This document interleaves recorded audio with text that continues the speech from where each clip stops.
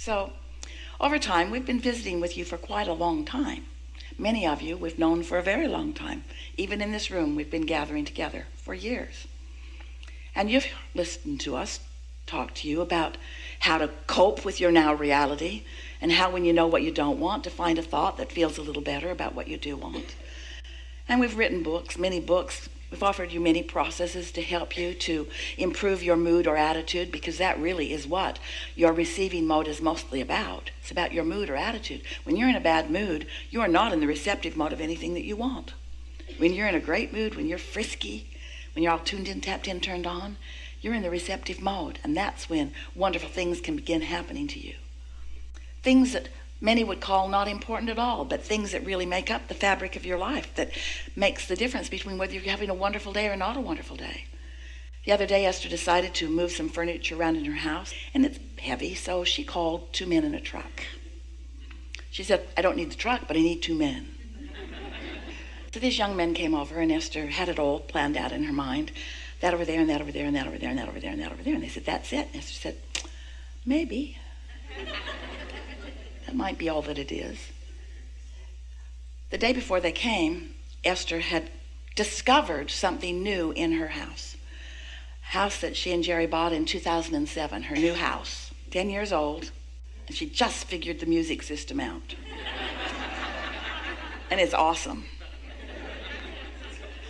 So she's playing around with it, and she discovers, because of the receptivity to the outside world, that she had many, many different genres of music. And so she was going through them, and she spent about 15 or 20 minutes on each one. She really wanted to hear what kind of things were happening in each of those locations on her dial.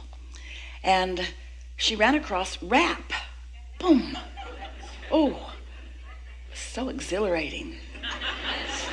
So she listened and moved around, turned it on in all of the locations. Every room in the house, every garden, under every bush and tree, out in the courtyard, down the driveway, everywhere. Everywhere. And there are dials all around the house so that you can adjust the volume everywhere. Up, up, up, up, up. Oh, intoxicating. The next day, these young men are there, and they're moving things around for Esther, and they're all having a good time. And they ask Esther, "What do you do?" And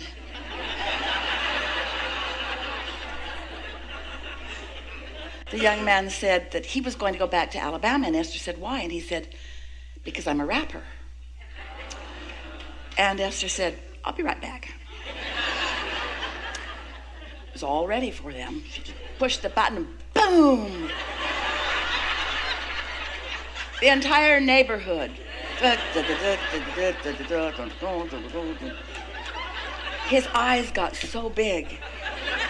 And he said to Esther, "Well, what do you do?" And Esther said, "I'm a teacher." And he said, "What do you teach?" And Esther said, "I teach rap."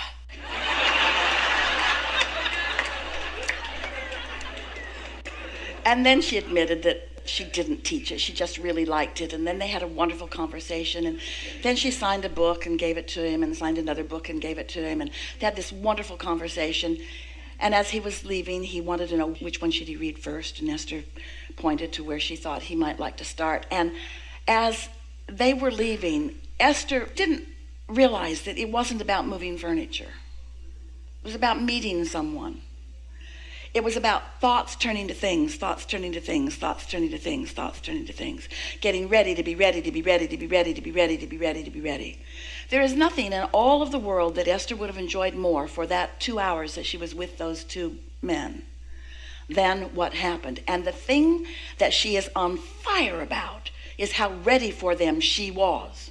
Now, how does somebody get ready for something that's going to happen tomorrow? It's not really tomorrow. It's all in the vortex, and it's all now, and it's all in the process of becoming. And your inner being knows where you stand in relationship to everything you want, and where everyone else stands in relationship to what they want and to what you want, and how to put it all together. And when you are in the receptive mode, then you're just in the right place at the right time, receiving the thoughts that all fit together. There are so many who would call that coincidence, or just, and a coincidence, we would call it a coincidence. It's a co-creative incidence. In other words, it's when you're tuned in, tapped in, turned on, and so are they. And so the world is awash with those like you who are looking for cooperative components. And sometimes they're in the receptive mode and sometimes they're not, and sometimes you're in the receptive mode and sometimes you're not, but you could be in the receptive mode so much more. You could be experiencing so many, many more experiences where you're tuned in, tapped in, turned on. And what's drifting into your experience is not drifting at all. It's being deliberately calculated with precision that non-physical understands, with the same precision that keeps your Earth spinning in its orbit in perfect proximity to other planets. We're not kidding you at all. You are cared for beyond our ability to describe it to you with these words. We just want you to know that you've created a vibrational reality that is ripe and ready for you. And with just a little bit of decision to quiet your mind enough that you can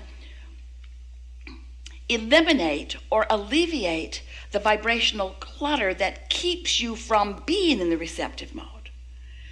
So all of these processes that we've written to help you move up the emotional scale. Processes when you're in despair to help you move up to at least revenge. Feels so much better than despair. But what we really wish for you is that you could every day sit for 15 or 20 minutes and find something that isn't very important to think about, like the dripping of a faucet or the ticking of a clock or the counting of your own breath or watching the flicker of a flame, something that requires a little focus but not enough to distract you much, where you focus until you feel your own detachment from the vibrations that bind you, your own detachment from the things that hold you in a state of dissatisfaction, your own thoughts that roll around in your mind all day, every day, that come to you so naturally by law of attraction. It's not happening because you're inappropriate in any way. It's not happening because you've done something wrong or because you don't deserve to feel better. It's happening because law of attraction is the master of momentum, and your vibration is where you last left it. And so if you've been having an argument with someone, or if you are at war about something, if you've been watching television and you're pushing hard against something, then you have an activation within you, because a thought is only as powerful as your habit of offering it. And your habit of offering it is all about the momentum of law of attraction. So that means those thoughts that make you feel bad when you think them, stop thinking them, all right? We've enjoyed this interaction immensely. So, but you can't just stop thinking that thought, can you? You can't stop thinking that thought because you're thinking about that thing you're not going to think about while you're thinking about not thinking about it. I'm not going to think about that anymore. I'm not going to think about that anymore. I'm not going to think about that anymore. I'm not going to think about that anymore. And it just gets bigger and bigger the more you're not going to think about it, because you're thinking about it even though you don't want to think about it. Law of attraction won't let you let go of it. Deep doo-doo. Law of attraction won't let you let go of it. So you've got to think a different thought. But the thing is, when you've got a big raging thought and you try to think of the thought in the opposite direction, if you could do it, it would just rip your head off. You can't. The momentum would be very hard on you. It'd be like a train going 80 miles an hour that way and then suddenly going 80 miles an hour that way. It wouldn't be good for anything in the train. And so it doesn't work that way. But you can begin thinking other thoughts. So we've suggested things like when you go to sleep at night, your momentum stops, and when you wake up, you do have a window. It's about 2 seconds. A window where you can choose a different train of thought, but you usually don't. You usually wake up, look around, get reminded about what is, and go right back to that vibration pattern. But if you would decide that you're going to set aside early in the day, we think is better, 15 or 20 minutes, not more, where you can quiet your mind. What will happen as you quiet your mind is that you will feel a detachment from everything that you've had going on. And after you do that for a day or 2 or 3 or 30, what happens to you is you reset your vibrational frequency. You put yourself in the vicinity of the receiving mode, and you begin having days unlike any days that you've ever lived before, because you've asked for it and it's already been given, and now you have found a viable path, a viable key to the receiving mode. At first, you'll wonder if you're getting anything done. At first, it will feel hard to empty out your head because law of attraction keeps wanting to bring things back into it. But if you will just sit there, just softly, don't beat up on yourself, just breathe again, focus upon your breathing, let yourself feel the detachment from these thoughts. You will find yourself in a very short period of time in alignment with who you really are. And in that alignment, now here's the thing. When you first get in alignment with who you really are, it is logical that you would now know all that you know. That's what's going on here with Esther. She's in alignment with all that we are, and all that we know now is accessible to you and to Esther from us. She's in alignment. The momentum is there. But in the beginning for you, even though your alignment is just as extreme as Esther's is now, your ability to translate, your ability to receive, not quite yet up to speed, maybe, and the momentum of that alignment not quite up to speed, maybe. So at first when you meditate, that's why you don't really want to do it that much, is because it's not very satisfying, because it's kind of like nothing for a little while. No thought. And dear hearts, you know, you'd rather have a negative thought than no thought, because you like momentum. You like feeling like you're getting stuff done. But we want to sort of do a sales job the other way just for a little while and help you to receive personally the benefit of no thought. The benefit of no thought is that you can find that mindless place where law of attraction can help you then to come into alignment with your inner being. And if you're able to stay there for just a little while, what happens is that momentum of that no thought will become greater and greater until something will occur to you. Esther's laughing because when she sits to meditate, often those first thoughts that come are images or ideas about silly things like moving furniture around. She thought, maybe I should work on world peace. Nah, I'll just move my furniture around. Because that was something that she could receive. You see what we're getting at? Now, it doesn't take very long when you allow yourself to just receive whatever it is to realize, and this is the thing that we want you to know, this is the key to your success in this. And we can tout the benefits of it all day long, and we usually do, and we think you get that. But this is how you know that you are in the receiving mode and that it's of benefit to you. You feel satisfaction in being there. And that satisfaction might just feel like ease and calm, or it might feel like off-the-wall enthusiasm. And ease and calm is perfect alignment, and off-the-wall enthusiasm is also perfect alignment. But what's the difference between off-the-wall enthusiasm and that feeling of peace and calm and ease? It's just momentum. So if you get there and you allow yourself to stay there, law of attraction will bring you more and more and more and more momentum. And so those vibrations at first will be feelings. They might even be images for many of you.